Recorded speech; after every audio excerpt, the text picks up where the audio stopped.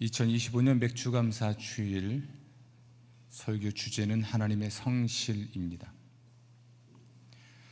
하나님의 성실은 하나님과 인간과의 관계에서 나타나는 하나님의 행동 특성입니다. 일관성, 안전성, 진실성, 영원성을 말합니다. 하나님의 인격, 성품하고 행동은 분열하지 않습니다. 오히려 일관되죠. 따라서 하나님의 인격과 성품과 행동은 영원히 안정되고 영원히 진실합니다. 이것을 우리는 다른 말로 하나님의 불변성이라고 합니다. 슬프게도 현실은 성실을 미덕으로 삼지 않습니다. 최선을 다했다라는 말보다 성과를 냈다라는 말이 우세한 덕담이죠. 성실보다는 성공이, 근면보다는 뛰어남이 미덕인 듯합니다. 아담의 타락 이후 인간의 최선이 성과를, 성실이 성공을, 근면이 뛰어남을 보장하지 않게 되었습니다. 하지만 이 성실은 하나님의 인격과 성품과 행동 방식입니다. 성자 하나님은 성실한 인격과 성품과 행동의 위대한 모범이 되시고, 성령 하나님은 성실한 인격과 성품과 행동의 능력이 되십니다. 갈라디아서 5장 23절인데요 오직 성령의 열매는 충성이니라 라고 하는데, 이 충성이 하나님의 성실에 해당하는 것이고 그리스도인의 성품에 해당하는 것입니다. 특별히 우리 그리스도인들은 고통 중에 하나님의 성실로 인해서 소망을 가질 수가 있습니다. 시편 89편이 바로 그 시입니다. 시편 89편을 쓴 시인은 하나님의 인자와 성실을 노래합니다. 1절, 2절입니다. 내가 여호와의 인자하심을 영원히 노래하며 주의 성실하심을 내 입으로 대대에 알게 하리이다. 내가 말하기를 인자하심을 영원히 세우시며 주의 성실하심을 하늘에서 견고히 하시리라 하셨나이다. 아멘. 시편 89편의 주제는 사실 하나님이 다윗과 맺으신 언약입니다. 하나님의 성실은 이 언약을 지키시는 하나님의 열심으로 표현되는데요 3절부터 4절입니다.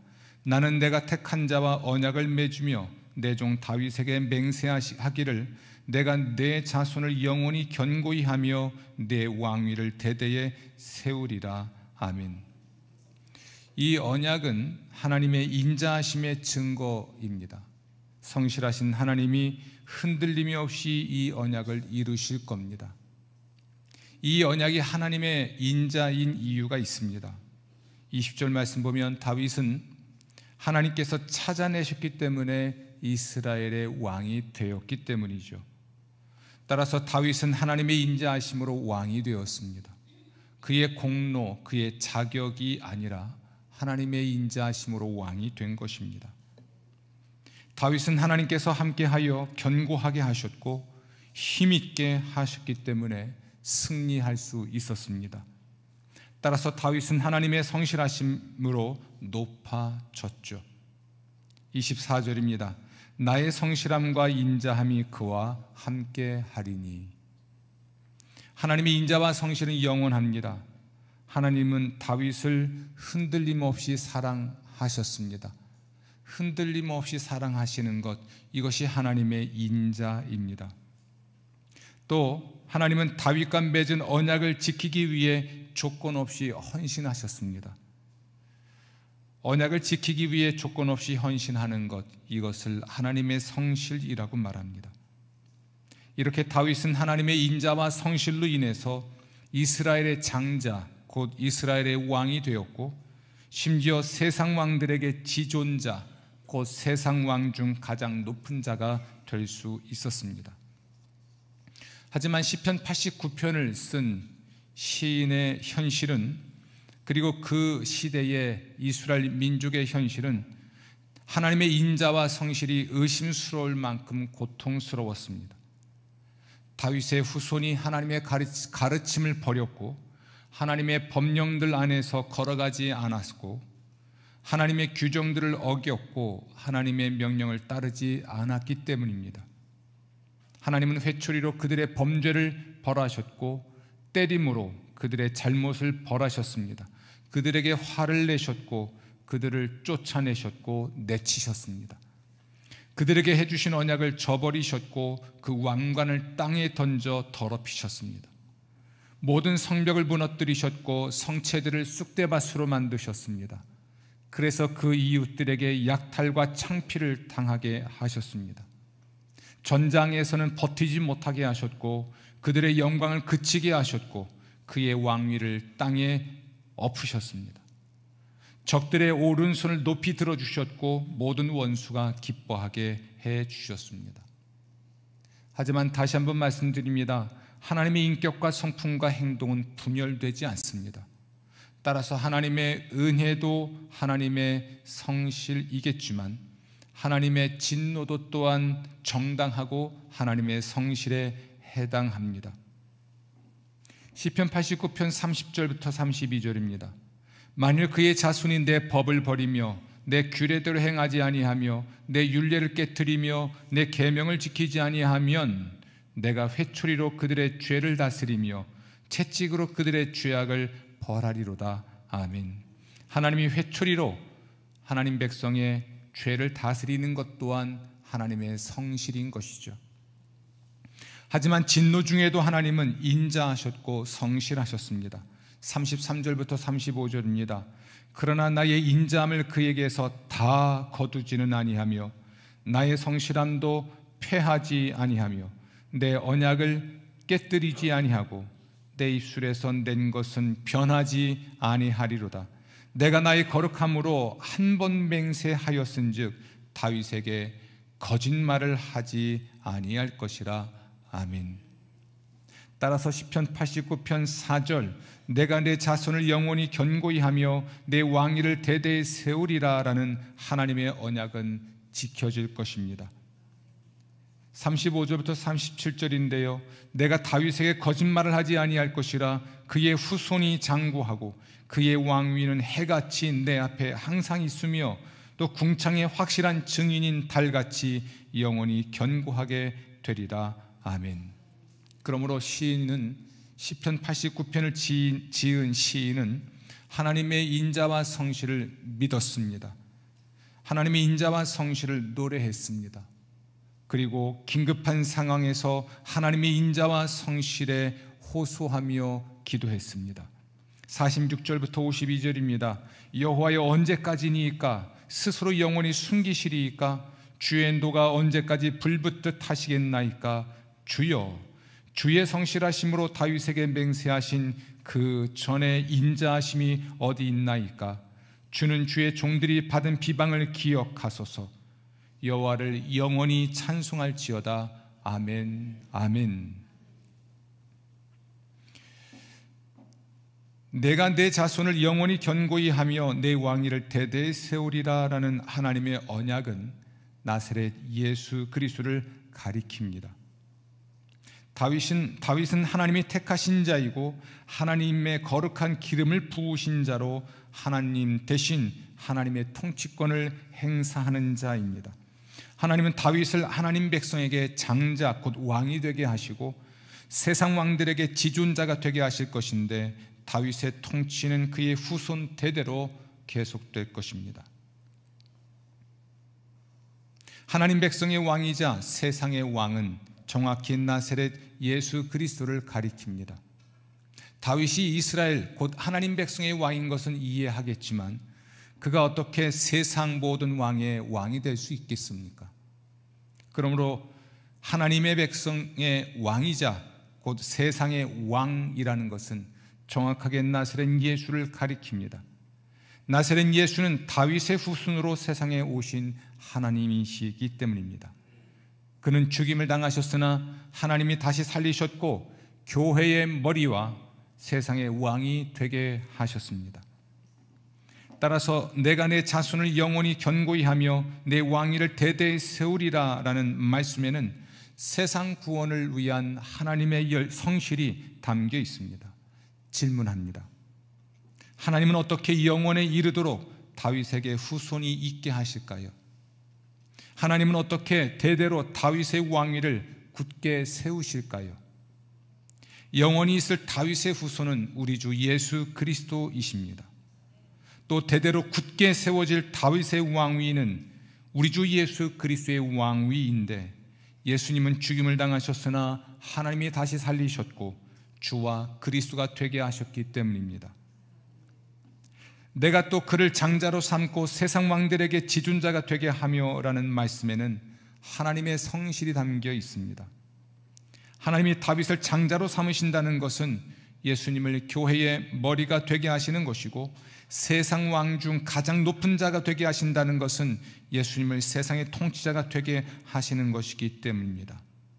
예수 그리스도는 죽임을 당하셨으나 살아나셨고 지금도 살아계시며 하나님의 백성 공동체인 교회는 물론 온 세상의 통치자이십니다. 나사렛 예수 그리스도와 관련한 하나님의 성실을 이제 이야기해야 하겠습니다. 나사렛 예수의 계보는 아담, 아브라함, 다윗, 그리고 나사렛 예수가 태어나기까지 인류 구원을 위한 하나님의 인자와 성실을 말하고 있습니다. 마태복음 1장과 누가복음 3장은 각각 나사렛 예수의 계보를 기록합니다. 마태복음은 예수님을 아브라함과 다윗의 자손으로, 누가복음은 예수님을 하나님의 아들과 아담의 후예로 소개합니다. 예수님께서 아브라함과 다윗의 자손이라고 하는 것은 이스라엘의 전체 역사가 하나님의 구원 역사라는 것을 의미합니다. 아브라함으로부터 나사렛 예수가 태어나는 이스라엘 역사 2000년 동안 하나님은 세상 구원을 위해 성실하셨습니다. 예수 그리스도께서 첫 번째 하나님의 아들이었던 아담의 후예라는 사실은 인류 역사가 하나님의 구원 역사라는 것을 의미합니다. 첫 번째 아담의 타락 이후 마지막 하나님의 아들이었던 나사렛 예수가 태어나기까지 인류의 전 역사 동안 하나님은 세상 구원을 위해 성실하셨습니다. 이제 저는 여러분에게 인류 구원을 위한 하나님의 인자와 성실을 간단히 말하려고 합니다. 성령의 음성을 듣길 바랍니다. 하나님의 인자와 성실에 감사하고 여러분의 구원에 대하여 감사하고 하나님의 인자와 성실을 노래하고 말하게 되기를 바랍니다. 하나님은 인간을 지성과 감성 그리고 의지의 자유를 가진 존재로 창조하셨습니다. 따라서 인간은 타락할 수 있었는데 곧 의지를 자유롭게 사용할 수 있었기 때문입니다. 하나님은 이러한 사실을 미리 아셨을 뿐만 아니라 인간을 구원할 방도 또한 미리 정하셨습니다. 그러니까 아담이 타락한 후에 인류를 구원할 방도를 정하신 것이 아니란 말입니다. 곧 여자의 후손의 피 흘림을 통해 인간을 구원하기로 예정하신 겁니다. 하나님은 타락한 아담에게 가죽옷을 지어 입혔는데요, 가죽옷을 짓기 위해서는 짐승의 피를 흘려야만 했습니다. 그러므로 하나님이 아담에게 가죽옷을 지어 입히신 것은 피 흘림을 통한 인류 구원에 대한 예언적 표징이었습니다. 하나님은 아담을 타락하도록 유혹한 뱀에게 여자의 후손은 내 머리를 상하게 할 것이요 라는 저주를 내리셨습니다. 하나님의 구원자는 여자의 후손이어야만 했습니다. 이것은 여자의 후손을 통한 인류 구원에 관한 예언이었습니다. 성경은 다윗은 우리야의 아내에게서 솔로몬을 낳고 라는 말처럼 남자가 자녀를 낳는다라고 말합니다. 따라서 하나님의 구원자가 여자의 후손이라는 것은 성경의 유일한 표현입니다. 이것은 하나님의 구원자는 성령으로 잉태되어 동정녀 마리아의 몸에서 태어나야 할 것에 대한 예언이었습니다. 나사렛 예수는 남자로 인해 잉태되지 않고 오직 성령으로 잉태되었습니다. 남자를 전혀 알지 못하는 여자 곧 동정녀의 몸에서 태어난 까닭에 부패한 본성을 물려받지 않았고 어떤 죄도 실제로 범하지 않으신 유일한 하나님의 구원자이셨습니다. 나사렛 예수는 인류의 모든 죄를 친히 담당하셨고 십자가에 못 박혀 죽임을 당하여 인류가 받을 벌을 대신 받으셨습니다. 곧 나사렛 예수의 피 흘림을 통해 인류는 구원을 받게 된 것이죠. 지금까지 이야기 속에 우리는 우리의 구원을 위한 하나님의 성실을 발견할 수가 있습니다. 우리 인간이 의지의 자유를 가진 자로 만들어진 것은 하나님의 인자, 곧 사랑이 맞습니다. 그러나 그 순간부터 인간이 타락할 수 있음을 하나님이 미리 아셨고, 또한 타락할 경우 여자의 후손의 피 흘림을 통해 인류를 구원하기로 예정하셨고, 하나님의 아들이 여자의 후손으로 태어나실 때까지 하나님은 역사 속에서 인류 구원을 위해 성실하셨습니다. 아멘. 누가복음에 기록된 예수님의 계보에 따르면 나사렛 예수는 첫 번째 하나님의 아들 아담과 대비되는 마지막 하나님의 아들이십니다. 따라서 인류 역사는 곧 하나님의 구원 역사인데, 인류 구원을 위한 하나님의 성실을 말하고 노래합니다. 하나님을 찬양하는 여러분 되시기를 주의 이름으로 축원합니다. 아담 이후 땅 위에 사람이 많아지기 시작했고, 동시에 죄도 세상에 가득하게 되었습니다. 왜냐하면 죄인이 늘수록 죄도 늘어나는 것이기 마련이죠. 사람들이 마음에 품은 모든 생각과 뜻이 날마다 악하기만 했는데, 하나님이 사람을 땅 위에서 쓸어버릴 만큼 악했습니다.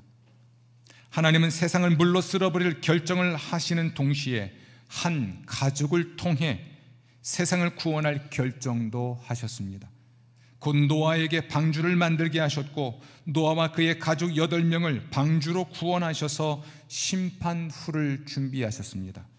이것이 하나님의 인자와 성실입니다. 하나님은 홍수 후 노아와 그의 아들들에게 복을 내리셨고, 그들과 언약을 세우셨습니다. 창세기 9장 11절입니다. 몸이 있는 어떤 것도 다시는 홍수로 다 끊어버리지 않을 것이다. 다시는 땅을 무너뜨릴 홍수가 나지 않을 것이다. 그리고 구름 속에 하나님의 무지개를 두어 언약의 증표가 되게 하셨는데, 저는 이것을 무지개 언약이라고 말을 합니다. 홍수 후 노아의 후손들에게서 여러 민족이 나와서 땅에 퍼져나갔습니다. 사람들은 도시와 탑을 세웠습니다. 자신들의 이름을 떨치고 온 땅 표면 위로 흩어지지 않기 위함이었습니다. 하지만 이것은 하나님의 권위에 대한 도전이었고, 온 땅 표면 위로 흩어져야 하는 하나님의 뜻에 대한 거역이었습니다. 하나님은 온 땅의 말을 뒤엉키게 하셨고, 사람들을 땅 표면 위로 흩어버리셨습니다. 그리고 동시에 하나님은 한 민족을 통해 세상을 돌볼 결정을 하셨는데, 곧 아브라함과 그의 후손, 곧 이스라엘 민족과 나라를 세우실 결정을 하신 겁니다. 물로 세상을 심판하실 때는 한 가족을 통해서, 그리고 언어를 혼잡게 하여 흩어지게 하실 때에는 한 민족을 통해서 세상을 구원할 계획을 세우신 것이죠. 하나님은 아브라함과 이러한 언약을 맺으셨습니다. 너를 큰 민족으로 만들고 너에게 복을 내려 너의 이름을 떨치게 해주마. 그러나 너는 복이 되어라. 땅의 모든 종족이 내 덕분에 복을 받을 것이다. 아멘. 하나님이 만드신 큰 민족은 이스라엘입니다. 그리고 이스라엘은 아브라함의 후손입니다. 그러면 질문합니다. 땅의 모든 종족이 어떻게 아브라함 덕분에 복을 받게 될까요? 혹은 땅의 모든 종족이 어떻게 이스라엘 민족을 통해 복을 받게 될까요? 하나님의 계보에 따르면 나사렛 예수는 아브라함의 후손인데, 따라서 아브라함의 후손인 나사렛 예수 덕분에 땅의 모든 종족이 복을 받게 되는 겁니다. 우리 주 예수 그리스도가 아브라함의 후손이라는 것은 이스라엘 민족의 역사는 인류 구원을 위한 하나님의 역사라는 것을 의미합니다. 아브라함을 기원전 2000년경의 사람으로 본다면, 아브라함으로부터 나사렛 예수가 태어날 때까지 적어도 2000년 동안 하나님은 인류를 구원하는 일에 성실하셨습니다. 이 하나님의 인자와 성실로 저와 여러분이 구원받아 하나님의 자녀가 될 수가 있었고, 오늘 이곳에 앉아 하나님을 예배할 수 있게 되었습니다. 그러므로 하나님의 인자와 성실을 노래합시다. 또 하나님의 인자와 성실을 신뢰합시다. 하나님은 우리를 위해 자기의 인자함을 영원히 지키고 우리와 맺은 자기의 언약을 굳게 세우실 것입니다. 하나님의 언약 중에 언약은 요한복음 3장 16절입니다. 하나님이 세상을 이처럼 사랑하사 독생자를 주셨으니 이는 저를 믿는 자마다 멸망치 않고 영생을 얻게 하려 하십니다. 아멘. 역경의 때에 하나님의 인자와 성실에 호소합시다. 하나님의 손이 우리와 함께 하고 우리를 견고하게 할 겁니다. 하나님의 팔이 우리를 힘이 있게 하실 것입니다. 원수가 우리에게서 강탈하지 못하고 악한 자가 우리를 곤고하게 하지 못할 것입니다. 우리의 대적들을 박멸하시고 우리를 미워하는 자들을 치실 것입니다. 그러므로 로마서 8장 28절은 우리에게 큰 위로가 됩니다. 하나님을 사랑하는 사람들, 곧 하나님의 뜻대로 부르심을 받은 사람들에게는 모든 일이 서로 협력해서 선을 이룬다는 것을 우리는 압니다. 그러므로 저는 요한 3서 2절의 말씀으로 여러분의 안녕과 안전을 기원합니다. 사랑하는 그대여, 그대가 하는 모든 일이 잘되고 건강하시기를 기도합니다. 그대의 영혼이 잘되고 있는 것처럼요.